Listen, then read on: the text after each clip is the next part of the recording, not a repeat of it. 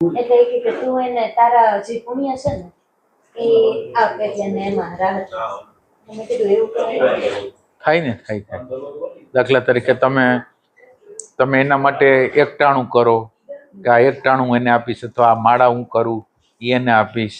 એવી રીતે તમે સત્કર્મ હોય એ તમે આપી શકો. સારું કર્મ આપી શકો, પુણ્ય કર્મ આપી શકાય. પછી પ્રાર્થના દ્વારા કરી શકાય. કોકનો પ્રાણ છૂટતો નથી કે કોકને કંઈક તકલીફ છે તો એ રીતે એક જન્મ આપી શકે. હે વ્યક્તિ પોતાનો એક જન્મ આપી શકે કોઈને? હા આપી શકે.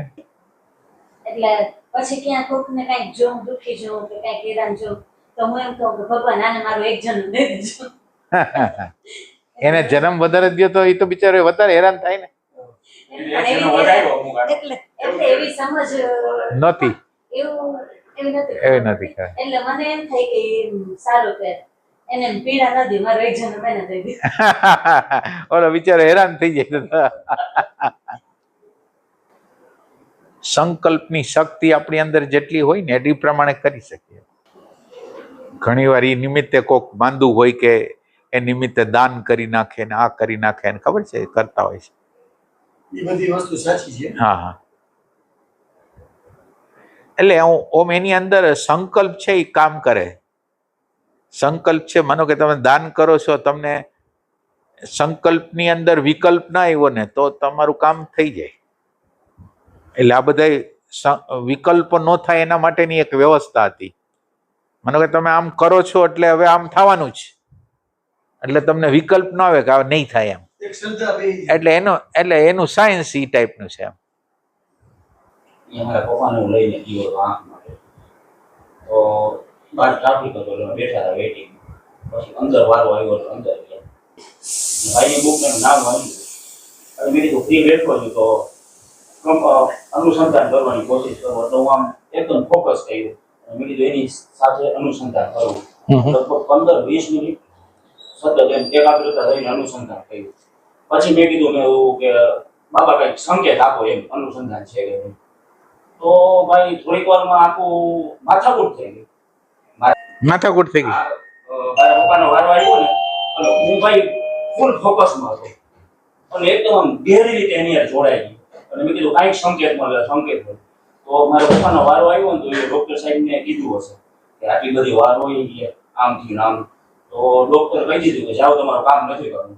જોરથી રાડું પાડવા માંડ્યો. બધાય અમારી સામે લીધું અને હું સ્તબ્ધ થઈ ગયો. મેં કીધું આ બાબાની ઉર્જા નારાજ થઈ ગઈ, સંછેડી કે હું થયું આવું? બરાબર. અને કે તમારું કરવું જ નથી મારે. ડોક્ટર સાહેબ અહીંયા જ નારાજ થઈ ગયા. અને પછી તો મેં કીધું સાહેબ કરો હવે. મેં કીધું આમ તો મેરાની ભૂલ થઈ ગઈ. મેં કીધું માફી માંગુ છું. કે હવે તમારું કામ બધા જશે ને લગભગ 50 પેશન્ટ હતા કે ભાઈ છેલ્લે કરીશ. પછી તો હું તો છે કામ હતો જ થઈ ગયો. મેં કીધું આ ઉર્જાને મેં સંછેડી કે હું થયું? બરાબર. આવી રીતે થઈ ગયું આખું. કે એ શું હોય શકે ભાઈ આમ? કે એવું તો ખાલી બનવાકાર ઘટના છે કે આમ એની આની કઈ હોય સંલગ્ન? કારણ લગભગ ને 20 બને કે એ ઉર્જા ઉતરી હોય એ તમારા ફાધરમાં ગઈ હોય ને એમાંથી રિએક્શન આવ્યું હોય. કારણ કે એની અંદર જે સંસ્કાર હોય એ વધારે અંદર દબાયેલા જે સંસ્કાર હોય એ બહાર નીકળે. એટલે બને કે ઉર્જાએ એની અંદરની જે વસ્તુ હતી એને પ્રગટ કરી દીધી. નકર ફાધરને તો એમ કહેવાય જ નહીં ને કે તમે આટલા બધા વારો એની યાર બાયધા ને આમ ના. એટલે જે ડોક્ટર આગળ જાય એની આગળ તો એવું ન કરે. એટલે બની શકે કે એ ઉર્જા જયારે ફાઇનલ ઉર્જા જયારે આપણામાં આવે ને ત્યારે આપણા ઓરિજિનલ સંસ્કારો જાગી જાય. હા.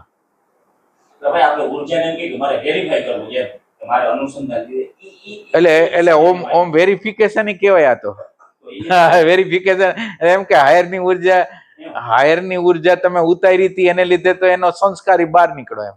એટલે ઘણીવાર બે પ્રકારની વસ્તુ બને કે સંતો આગળ જાવ ને તો બે વસ્તુ બને. કાં તમને આનંદ આવે અને કાં તમારો અંદરનો કચરો બહાર પડે. બે વસ્તુ બનતી હોય. તો આમાં એવું બન્યું કે કચરો બહાર નીકળ્યો. પછી 50 પછી તમારો વારો આવ્યો. છેલ્લું આ એવું કર્યું પછી તો મેં માફી માંગી લીધી એની પાસે. હા એ તો બરાબર. મેં કીધું મારાથી ભૂલ નથી થઈ ગઈ ને એમાં અનુસંધાન કરો. ના ના આવું તો જાયું જ નતું એમ. ના આખું પ્રેમનું વાતાવરણ ઉતારવું નેગેટિવ ઉતારવું ઉતરી ગયું. ના એટલે એ ધ્યાન રાખવું પડે. સાચી વાત છે. એટલે અંતરાય કર્મમાં તમારે અંતરાય શબ્દ તમે જ્યાંથી સાંભળો છે એ ક્યાંથી વ્યાસજી બોલો. ના એટલે એ કયો અનુસંધાન છે ને એ એમાંથી આપણને ખબર પડે. દાદા ભગવાને કીધા ને અંતરાય કર્મ. એટલે કયા સંદર્ભમાં એ હોય ને એને જવું પડે. અંતરાય કર્મ એટલે કદાચ પ્રતિબંધક કર્મ સલગ નથી. હા એટલે ઓમ અંતરાય કર્મ તો સ્પિરિચ્યુઆલિટી જ્યારે તમારી સ્ટાર્ટ થતી હોય ત્યારની વાતમાં પ્રતિબંધક એટલે એ આવે અંતરાય કર્મ. તમારું સ્પિરિચ્યુઆલિટીમાં કોઈ અંતરાય કર્મ હોય કે જે તમને આવા નથી, પણ છતાં એનો મુખ્ય સંદર્ભ જે બોલનાર હોય ને ત્યારે વધારે ઈ તો તમે કયો જ છો ને કે આમાં આવા નથી દેતું, ઈ તમારા પ્રતિબંધક કર્મ છે. હા એટલે આપણને રસ પેદા નો થતો હોય તો એનો અર્થ એમ છે કે બીજી કોઈ જગ્યાએ રસ છે એટલે પ્રતિબંધક કર્મ જ કહેવાય. એમને એટલે ઈ દૂર કરવા શું કરવું? જે રસ આપણને બહારની બાજુ હોય એને ઓછો કરવાનો.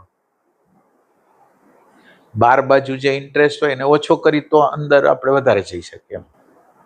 અંદરના રસની વેલ્યુ વધવી જોઈએ. અંદરના રસની વેલ્યુ.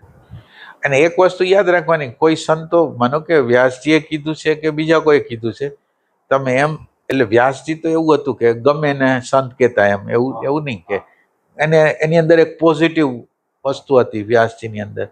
હવે તમે માનો કે ઈ કોઈ એવા સંતારે અનુસંધાન કર્યું તોય બ્લાસ્ટ થાય. મને એમ થયું એમ કાઈ નવરો બેઠો છે.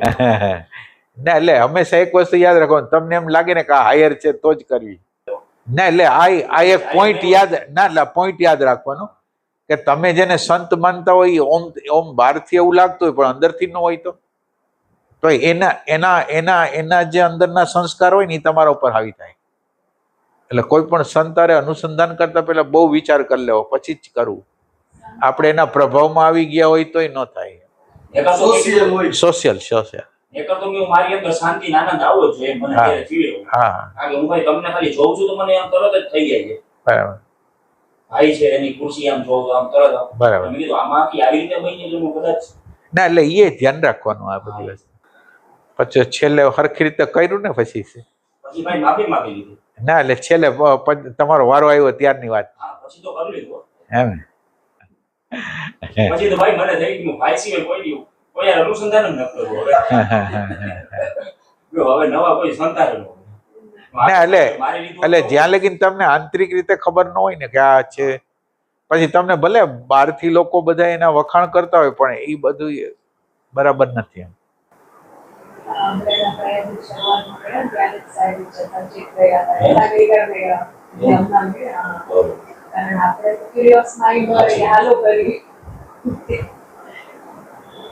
પ્લેનેટ્સમાં પણ ધ્યાન રાખવું. માર્સ સાથે ન કરી શકો, પહેલા જળ પ્લેનેટોની સાથે નહીં કરવાનું. સેફ પ્લેનેટ્સ છે યુરેનસ છે, નેપચ્યુન છે, કાયરન છે, સનની અવેરનેસના તત્વ એવા એના સાથે કરી શકો. બીજા બધા તો એટલા હાયર ના હોય પ્લેનેટ એટલે